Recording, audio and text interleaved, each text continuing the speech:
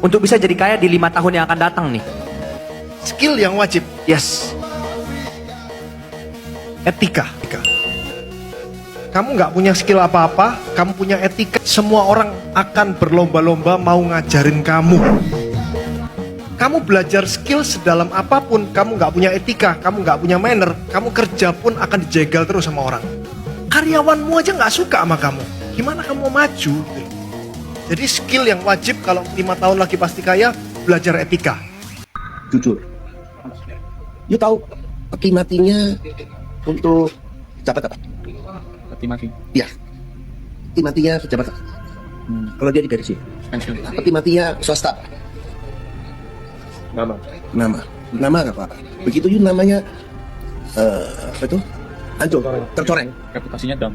Itu peti mati kamu. Brand image ya, Oka ya. Itu peti matinya. Kabur. Never lie. Be honest. Bilang be honest. Bilang merah-merah, putih-putih. Iya. Kalau you udah janji harus dipenuhi.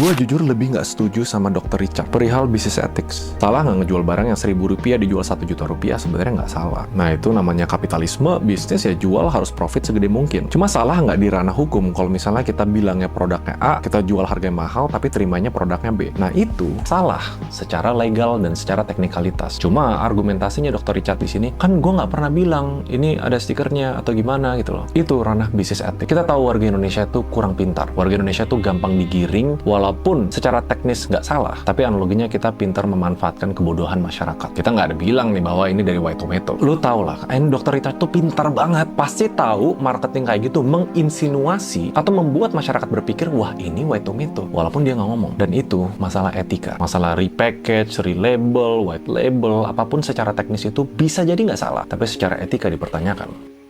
Gimana setelah lihat video tadi, kamu udah lebih paham kan tentang etika bisnis? Pentingnya etika bisnis. Tapi apa sih pengertian dari etika bisnis itu secara bahasa? Etika bisnis adalah prinsip moral yang digunakan dalam menjalankan kegiatan bisnis. Terdapat 4 prinsip utama, yaitu kejujuran, tanggung jawab, keadilan, dan transparansi. Oke, sekarang timbul pertanyaan, siapa sih yang harus menjalankan etika bisnis?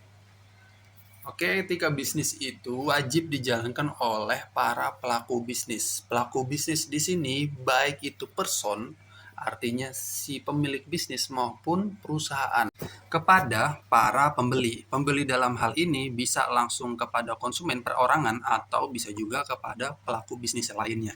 Artinya bisnis to konsumen atau bisnis to bisnis.